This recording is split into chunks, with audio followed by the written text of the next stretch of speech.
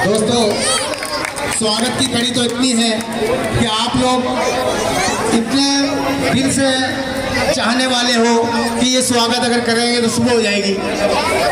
तो मैं चाहूँगा कि इस प्रोग्राम को आगे बढ़ाते हुए मैं जहमत दे रहा हूँ जनाब साबिर नेताजी को, वो आएँ और अपनी बात रखें।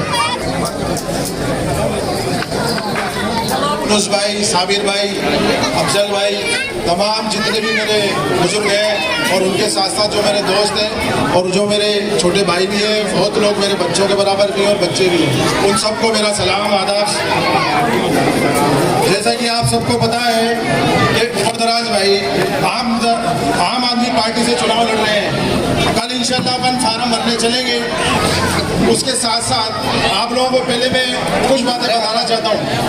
सबको पता है कि उमरदराज भाई 20 साल से नगर निगम में पार्षद रहे और चारों ही वार्ड से अलग अलग जीत के आए भारी मतों से। कांग्रेस पार्टी ने उनको जो रिजल्ट दिया वो आप लोगों को सबके सामने है। आप लोगों को इस चीज को नजरअंदाज नहीं करना चाहिए कि इनके साथ में कितनी जाति हुई।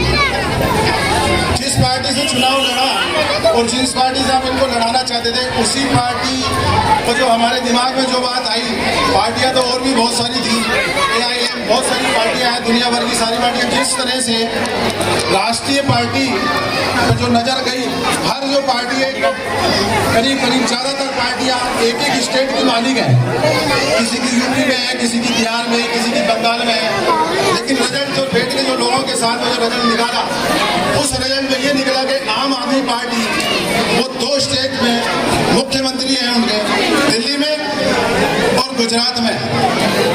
अब दिल्ली में और पंजाब में, सॉरी, अब रिजल्ट ये आता है कि मुसलमानों के फेवर में कौन लोग बोलते हैं। मुसलमानों के फेवर में सिर्फ एक ही आदमी बोलती है संसद में, वो है केजरीवाल जी की पार्टी, जिसका वो भरपूर मुसलमानों के हर मुद्दे, क्योंकि मुसलमानों की जो आज की तरह जो दुर्दशा हो रही है आज की तारीख में, वो आज सब लोगों को पता है। हमारे को पार्टी ने टिकट दिया, रिजल्ट सबके सामने है।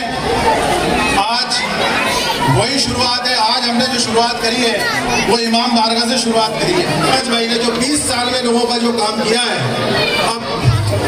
अब जो उस काम का रिजल्ट भाई पब्लिक वो किस तरह से देती है, अभी आप सबको बताना पड़ेगा हमें, और इनको भी बताना पड़ेगा कि तुमने जिस कठिन समय में हमारी जो मदद की है, उसी तरह से आप सब लोग इनकी मदद करें। कितना आया भाग 25 से, कितना आया भाग 47 से, कितना भाग 58 से, कितना आया। आप लोगों से मेरी गुजारिश है, जो लोग पॉलिटिक्स में रुचि रखते हैं और जो लोग नगर निगम का चुनाव लड़ना चाहते हैं, वो इस पार्टी से जुड़े और ज़्यादा से ज़्यादा तादाद में अपने अपने वार्ड से उमरदराज भाई को ज़्यादा से ज़्यादा वोट दिलाने की अपनी जहमत करें। मैं आपका शुक्रिया अदा करता हूं। शुक्रिया साबिर भाई। लोग इनको मजबूत करोगे तो यही वो शख्स है जो आपकी बात आगे तक ले जाएंगे और आप लोगों की हिमायत में 24 घंटे साथ कंधे से कंधा मिलाकर खड़े रहेंगे। अच्छी फरमान प्यारे बच्चों, नौजवान साथियों, और जहाँ तक मेरी आवाज़ पहुँच रही है, मेरी माँ बहनों, अस्सलाम वालेकुम। आज यहाँ पर कोई मीटिंग का इरादा नहीं था और ना ही कोई ऐसा प्रोग्राम था कि हम मीटिंग कर सकें। अगर मीटिंग करते तो हम ऐलान लगाते, सब तरफ खेलवाते कि आज आम आदमी पार्टी की हम मीटिंग करने जा रहे हैं।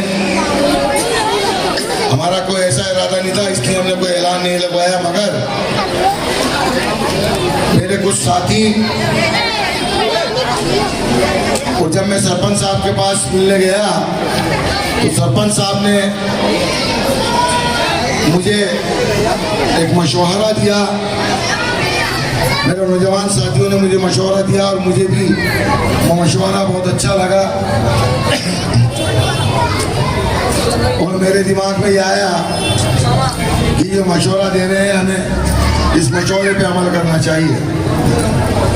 किसी भी चीज़ की शुरुआत जब की जाती है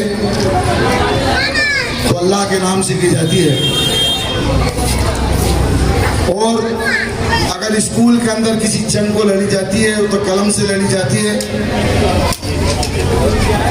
और जब मैदान में लड़ी जाती है तो तलवारों से लड़ी जाती है। ये जंग दोनों तरह की जंग है।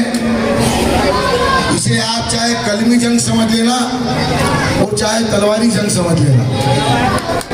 और जब जंग के मैदान में अगर आदमी उतरता है तो सबसे पहले हदीसी बात भी और दीनी बात भी है ये कि इमाम हुसैन हसन ने उस जंग में अपना सर कलम करवा दिया, अपनी शहीदी दे दी।